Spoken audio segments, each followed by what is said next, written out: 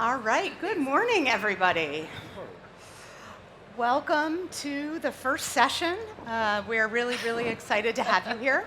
Can everyone hear okay? Sound good? Okay, excellent. My name is Jill Dvorak, and I'm the Chief Content Officer of a company called CommerceNext. We are US-based, as you might be able to tell from my lack of a British accent. But we work with all different retailers and brands in the US, putting on shows similar to this. We're part of the Closer Still family, and we are really excited to be here. I have brought 4 incredible US and global brands that are here to explain what customer retention means to all of them and hopefully impart some wisdom for you. So firstly, we'll just go down the row. I have Sarah Wallis to my left. She's the Chief Operating Officer of a company called Minted. If you don't know them, you need to go check them out. All sorts of custom marketplace artisan products, absolutely beautiful. To her left is another Sarah Holley. It's the Sarah Show.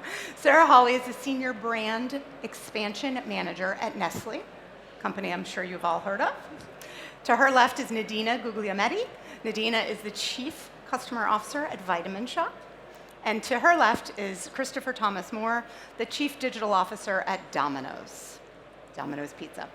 All right, so in being here today, we wanted to sit and talk about what retention means, but these 4 were chosen very purposefully. We have food, we have CPG, we have marketplace, and then we also have kind of hard goods and some commodity products at the Vitamin Shoppe. So everyone has to look at retention quite differently. So it's a very purposefully driven panel. Also, they're all my friends, so we were going to have a great time together today. So firstly, let's talk about challenges that you are all facing with customer retention. What types of challenges are you facing, and how are you going about kind of rectifying any of these? I think we'll start with Sarah Holley. Wonderful. Well, really excited to join you today, Jill. When I think of the challenges that we're facing, specifically in consumer packaged goods, when it comes to the commerce space online, is we're really challenged with how we show up consistently on the digital shelf. That's our first concern. The next thing that we're thinking about is how do we make that path to purchase easier for our consumers and our customers? And really the third piece is how do we make sure that we're continuing to optimize all along that path to purchase, so we're continuing to get better. And that may look like price pack architecture, so each consumer that comes through different channels gets exactly what they need every time. I love that. CTM, I know you guys had some recent changes to your loyalty program. Do you want to talk about how you're retaining customers at Domino's? Yeah, hello everyone. Good to be here today. So I represent both the US aspect of Domino's as well as the global side.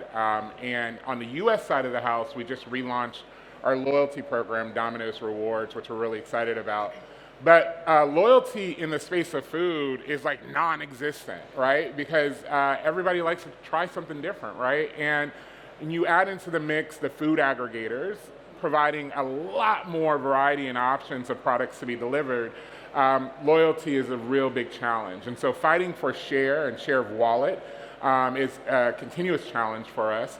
But having strong offerings and value propositions that you can provide directly to your consumer, as well as a loyalty program that rewards those customers for their loyalty with your brand, has been beneficial for us, and we're seeing great success thus far with the relaunch of our new program.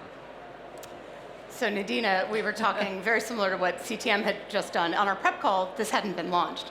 You had relaunched a loyalty program, really rewarding behavior rather than just purchases. Can you tell us a little about your new program? Yeah, we've gone through, so Nadina Guglielmetti, Vitamin Shoppe, we are a retailer in the US. We also have an online website, so Omni.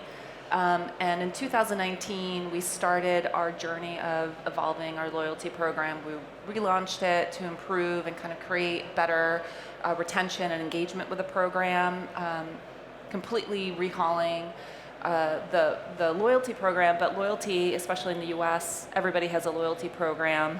It's a very commoditized business at this stage. I'm sure Americans have at least 5 cards in their pockets that they use. I mean, I can look around me. So we had to really rethink what are we doing for our customers to continue to engage them, because the idea of just rewarding a customer for a transaction isn't enough anymore, especially for a business like ours. We sell vitamins. It's a very commoditized product. So to make sure customers are incentivized to take an extra trip to us is a really big job.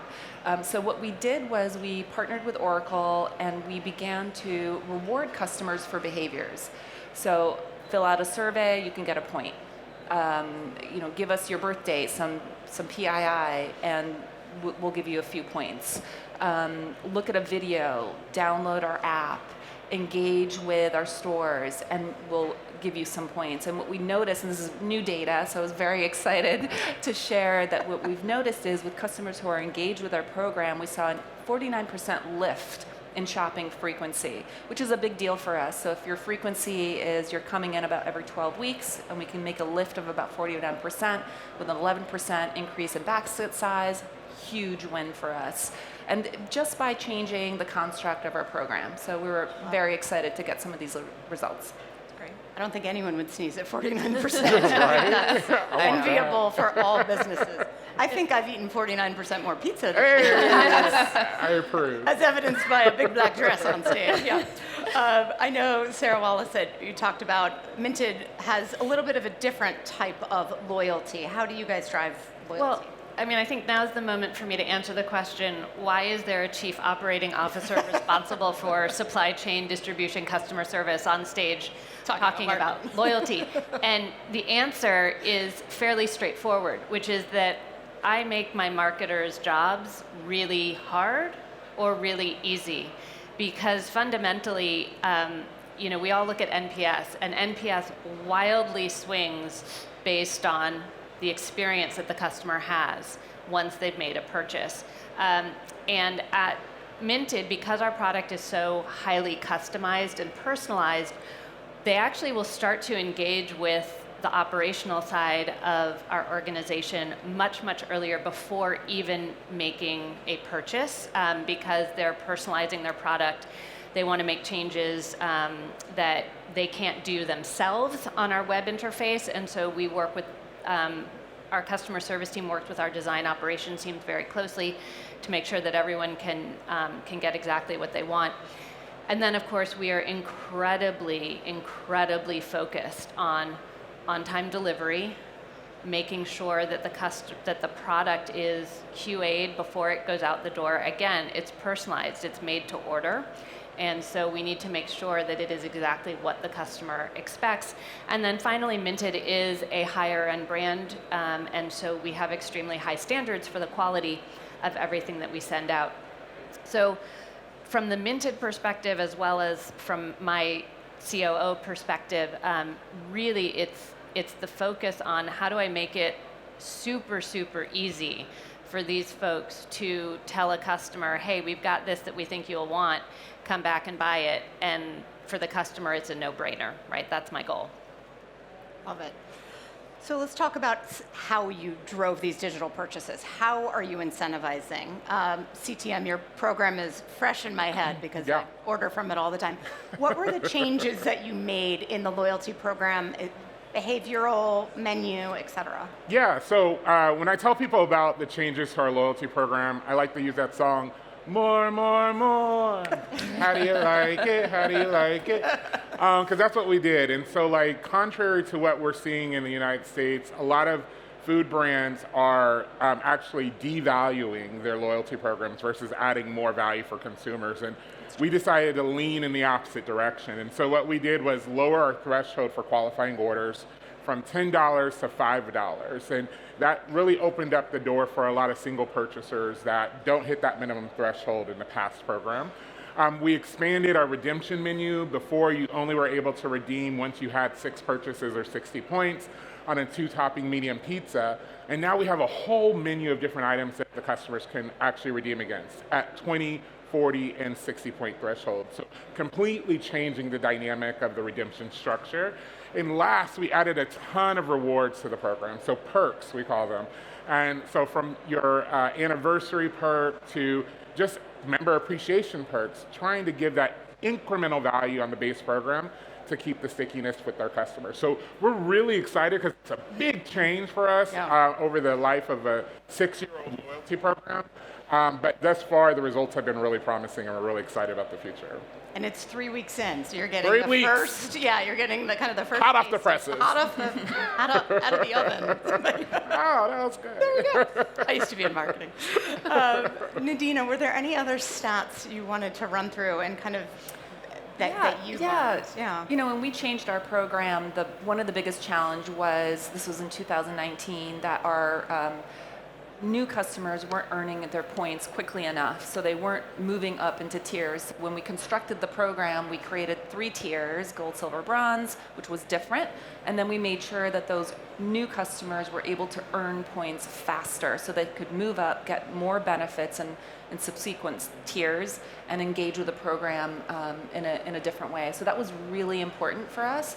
In addition to that, loyalty it's always great to have a loyalty program, but if you're not actively communicating what you're doing or engaging with the customer through your channels, it doesn't really mean much. So we created a variety of life cycle programs. We embedded the program into our email cadence, so it wasn't just sort of set to the side. It's actually completely infused into our CRM communications.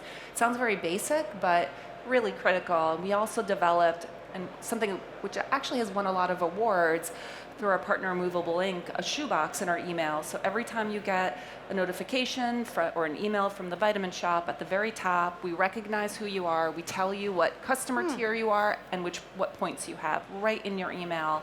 And that's also a great way to remind customers, this is what you have, this is how many more points you need, and how much money you can redeem and use in your shopping experience. So that was another big win for us early on.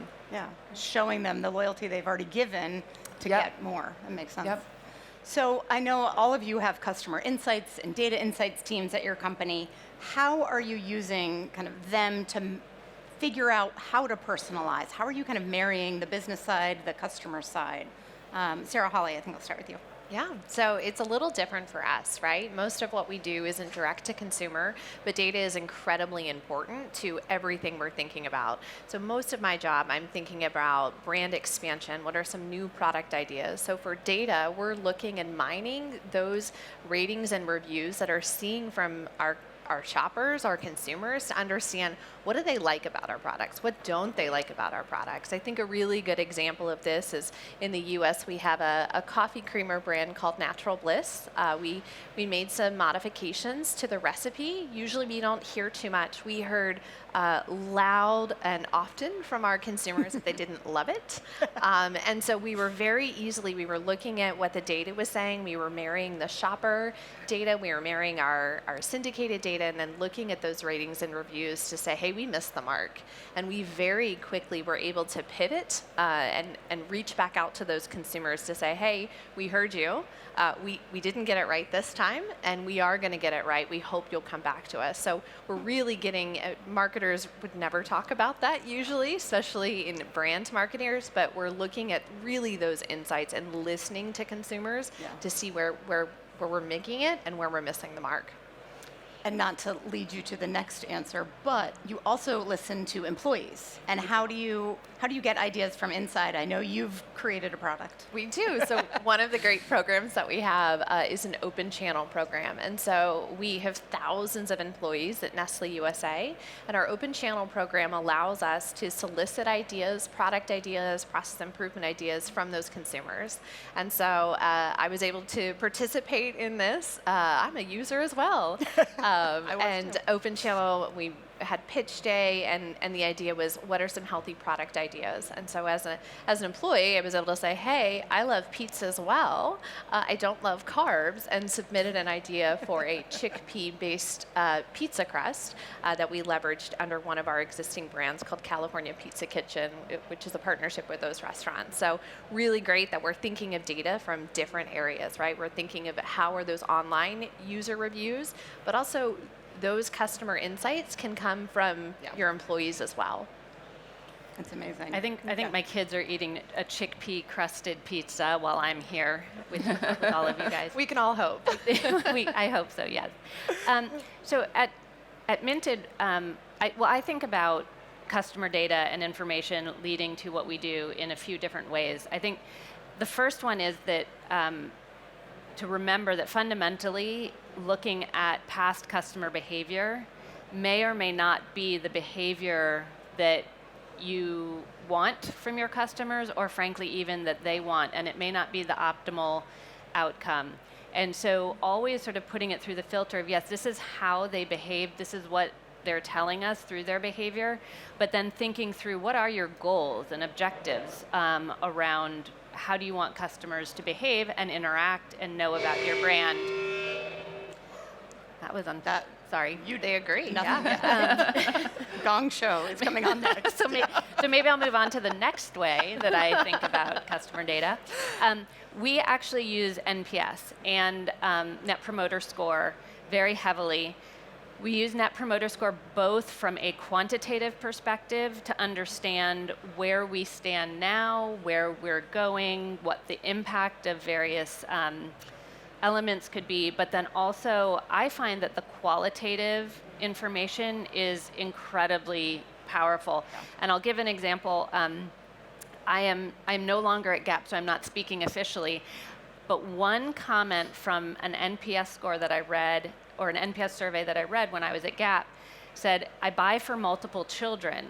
Could you please just have the shopping cart organized by size? Oh.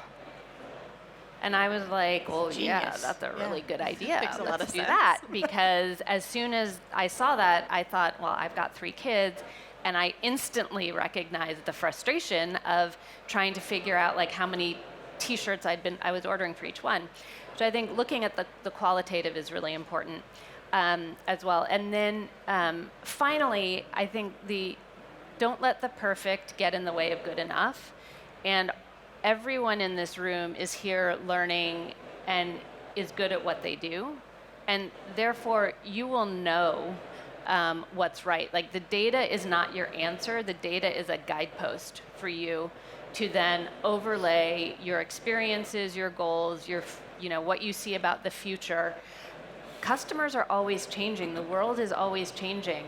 And their expectations are changing all the time. And so that's the context, that's the bridge that you can build between your data and your actions that you take. Love that. Looking CTM, I know one of the things you use at Domino's is a specific type of diagram that helps you understand kind of how to make those new innovations. Can you walk us through the process you guys go through to come up with these? Uh-oh, can you hear me? Is your mic not on? No. Check one, okay. There you go. Okay. Check one. Oh no. Can you hear me? Okay, there we go. All right, so at Domino's, we use what we call our attention map. And generally what we find is the biggest brand actions that we've done as a brand come as a result of leaning into the tensions and the lives of our customers. And sometimes those tensions have absolutely nothing to do with us as a brand or our relationship with them. They have to do with the broader kind of environment that we live in.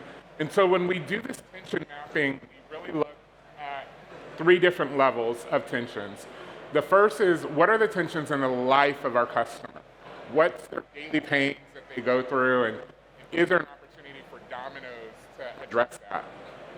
Next, we look at what is the category tensions that exist. So specifically, as we look at the pizza industry or the food industry more broadly, what are some of those tensions that exist and how can we address it?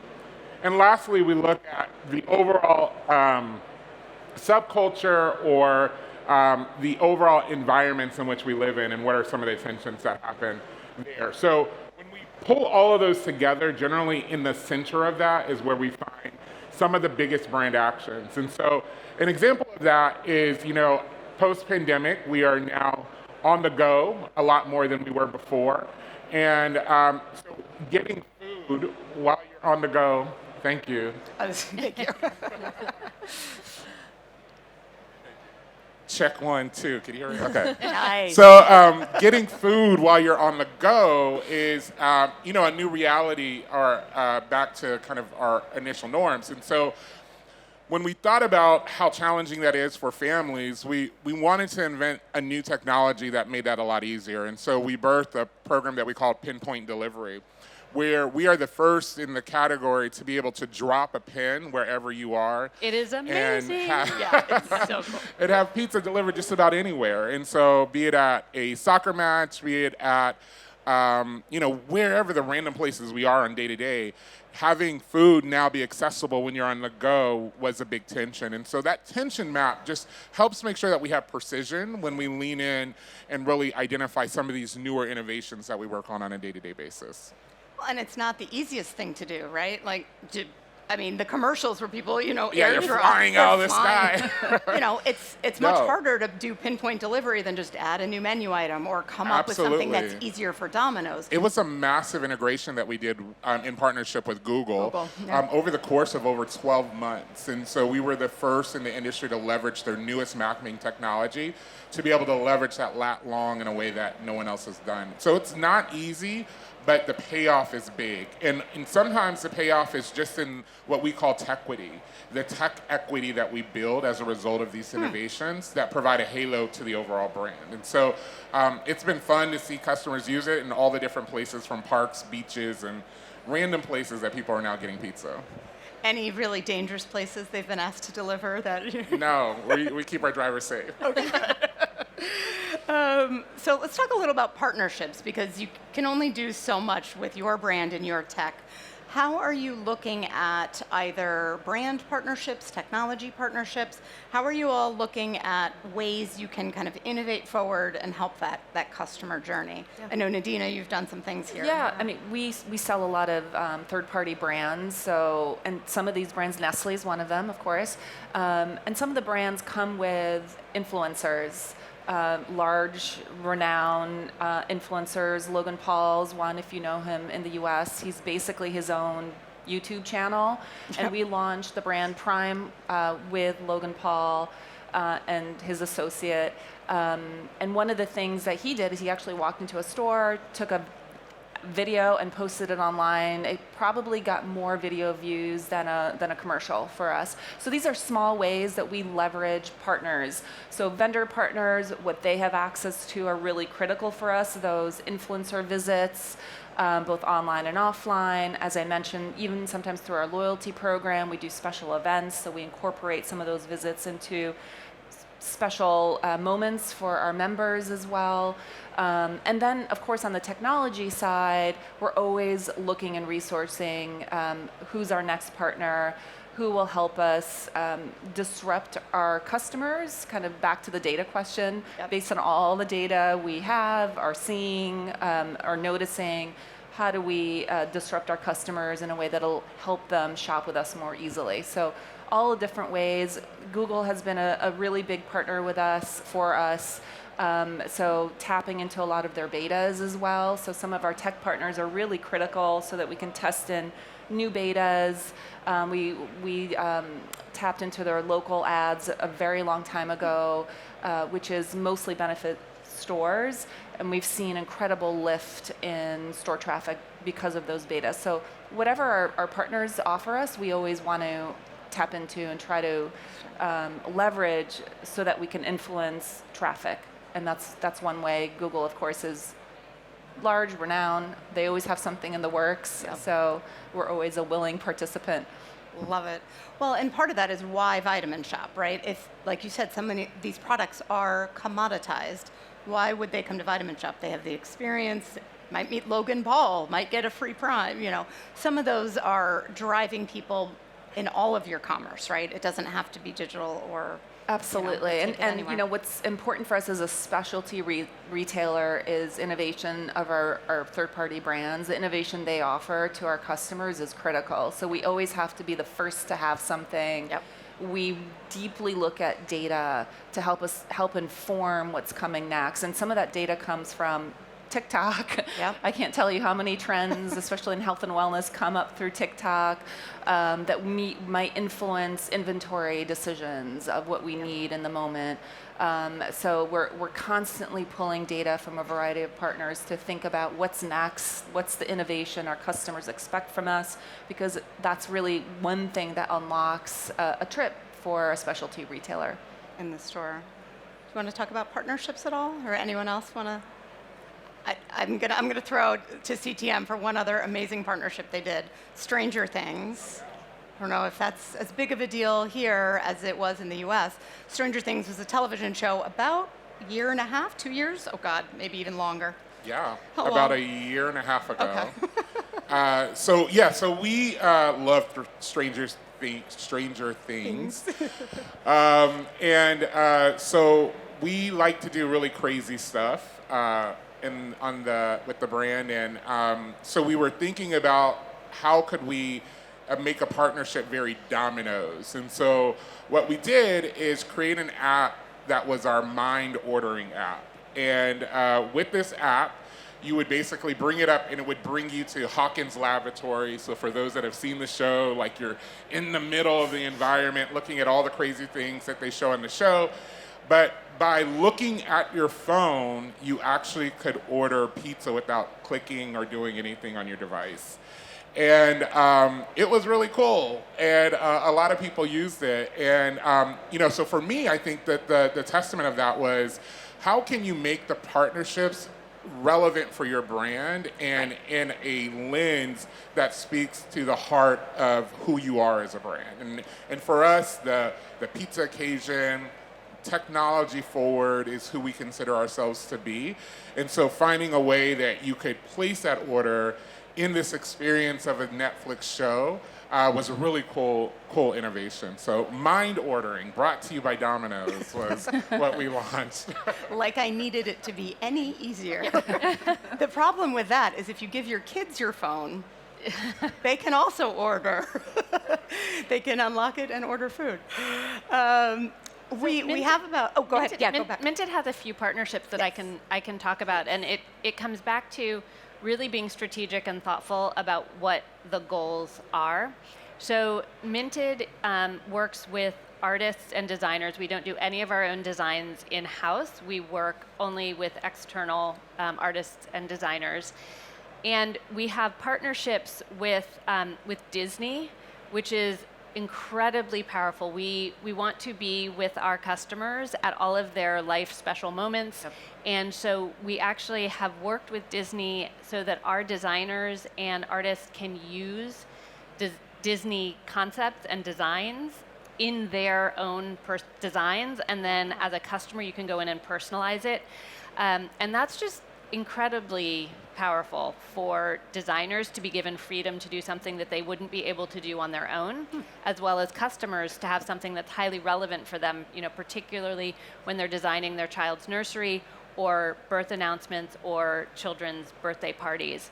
And then on the flip side, again, we are all about art and design, and so we have a partnership with West Elm and Pottery Barn, where we sell our artists' artwork through those stores when folks are redecorating, and so it's an opportunity for us to get in front of customers at that important moment when they're redecorating, and for Pottery Barn and West Elm, it's an opportunity for them to tap into our large artist and design community.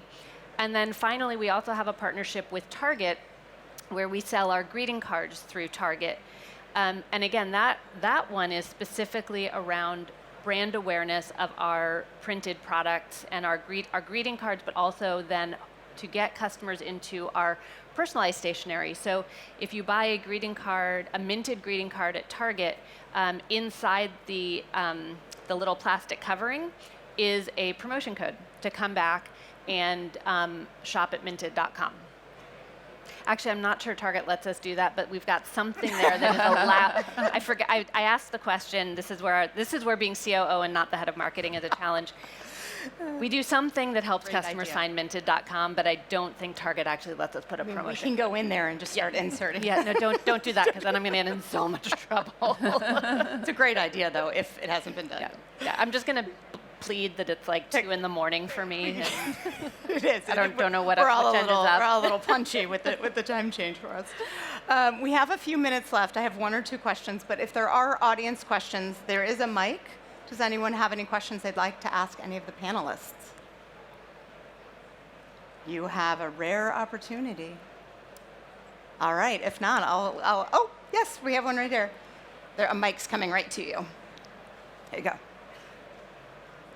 Hi there. I have a startup business, which is a cheese and wine company. Oh, yes. Yeah, We're interested. yeah, it's called Mouse more. and Grape.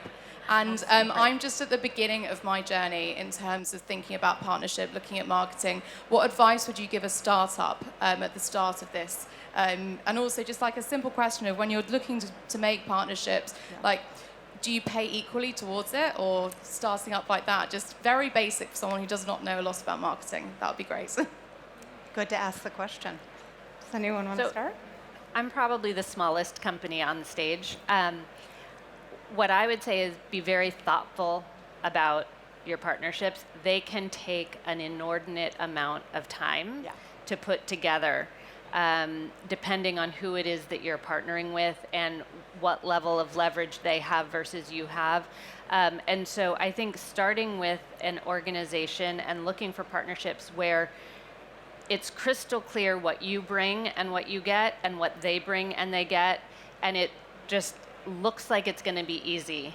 I'm a believer that the world tells you what you should and shouldn't do by making things hard or easy. And if you feel like you're pushing water uphill, you probably are. And if you feel like you're rolling a boulder downhill, you probably are. Maybe to build on that, so we're a little bit bigger company, just a little bit, but I think for us when we think about our consumers, we say they're our true north, right? Consumers will tell you, and oftentimes we want to do these big splashy influencer or partnership things, but really oftentimes those consumers will lead you down that path. They'll tell you about the shop down the street that they just visited and they loved, right? They'll tell you about the new park that they love to go to. And if you listen and you get to know them well enough, I think you'll find those really organic, natural partnerships start to bubble up, as opposed to, like you said, really trying to push. It'll kind of marry itself together. I wasn't clear if you're a DTC or a store. Yeah. Are you a store? Oh, you're online. Yeah. Some of the things, keep it very simple, kind of everything that the Sarahs are saying. Our stores do a lot of local partnerships, very basic. Find a partner nearby, share a coupon, do an exchange, and it's really a quid pro quo. There is no contractual agreement. It doesn't have to be that complicated. It can be truly, let's share an ad. I'll post on your site, you post on mine, and we can sort of cross-reference, share customer. It can truly be that simple.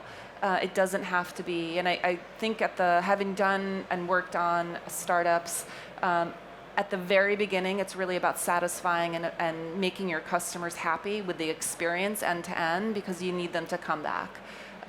And building that awareness cycle outside of yourself. So those really simple cross shares, really basic, is really all you need as you build your word of mouth. Yeah, so I'll just jump on. So first off, congratulations and wishing you great success.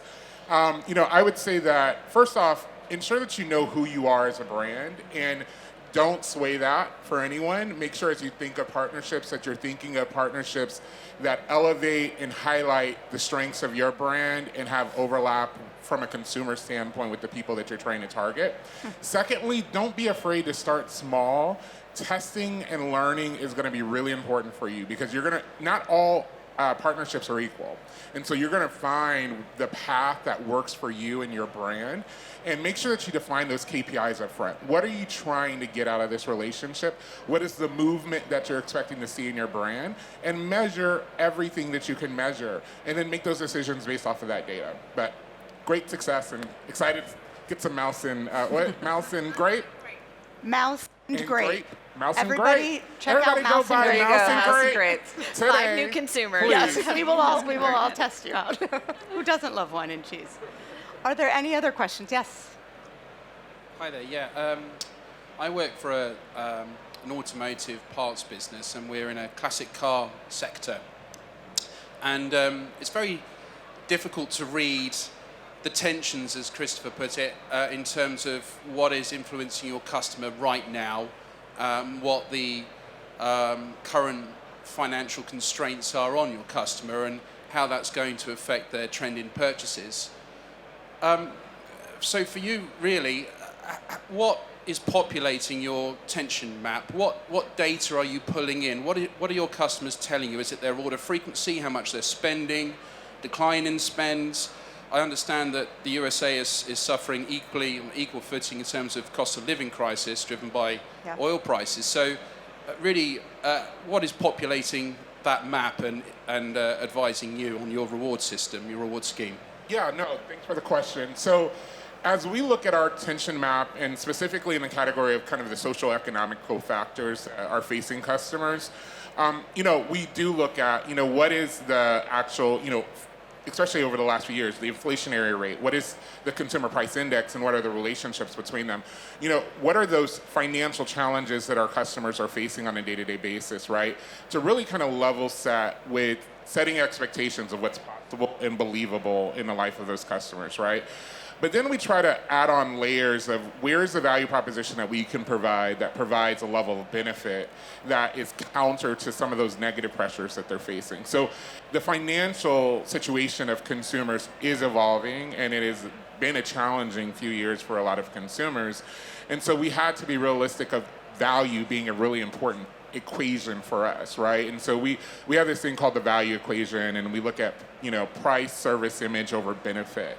And so is the price, the service, the image, meaning the brand allure and value that we provide as the brand, outweighing the cost of what it is that we're offering, right? And so that is always part of the equation to make sure that we are anchored on the best value from our consumer. Value not being price, but value being what we bring to the table. I would just add, we do a yearly omnibus and intercept study where we actually stop our customers at the store and online. That is one of the most valuable studies that we do. It's always an indicator of how our consumers will behave in the future. It gives us a lot of nuggets. And that's both a survey. As I mentioned, we stop customers online and ask them about their purchase behavior, why they're shopping, why they didn't shop, and even at the store level. And it's incredibly beneficial. Also helps us with our NPS score, which gives us a data point. And it always gives us a view on how customers are feeling about share of wallet, our price point, what they're concerned about.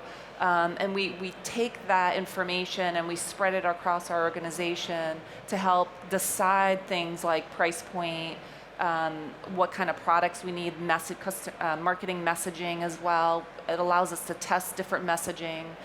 So that's something we instilled many years ago. We measure same questions across years. Very, very helpful. Love that. So let's wrap up with one brand. This is a pop quiz. They don't know. This is a Hail Mary question. What brand do you think is doing a great job retaining customers right now? It can't be your brand. But what brand do you, as a customer, because we're all customers in this room, think is doing a really good job retaining you? I'm going to start while I give you time to think. I think Sephora is doing a phenomenal job. Their loyalty program has always been really, really incredible.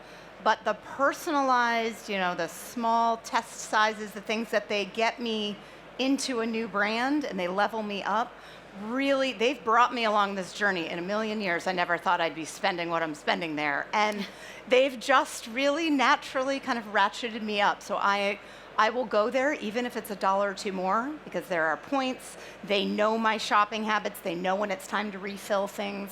I think they do such a lovely job of messaging you without saying, like, buy me. It's time for your refill. Are you ready? Delay me 30 days. Like, there's a nice cadence to it that doesn't feel as pushy as some of the other messaging. So who would like to go first with your brand? Okay, I can go. Similarly but very different, Starbucks. And the reason I say Starbucks is, who here thinks that Starbucks is the best coffee option they have? Who here uses the app all the time because it's just so dang easy? Yes. Right? I mean, it's just, they have figured out what matters to their customers, and they have nailed it with their app. And I think that comes back to, what I was talking about earlier with the partnerships. Like, just know your customer, know what they want, stay focused, don't get distracted. And if I may, as we're closing up, I think one other thing that we talked about, and this is my pitch as COO, if you are a marketer and you're looking for sort of one tangible thing that you can do when you get back to the office or even as soon as you walk out of here, connect with your operations partner. Go have lunch, go have tea, coffee, breakfast, whatever, and start to build that relationship. About 2 months ago, I was in an executive marketing meeting because I think it's really important for us to be completely integrated. And our head of marketing was saying, well, we used to run this campaign and it was one of our most productive campaigns, but we can't do it anymore because of operational blah, blah, blah. And she moved on. And I was like, what do we need to do to enable this marketing campaign again? And so we haven't figured it out entirely. And as we head into peak, my engineering team is not happy with an additional request. So I can't guarantee we're going to get it done, but I think that spirit of partnership is so critical because if we can get it done for this year, it will be an incredibly powerful unlock for peak.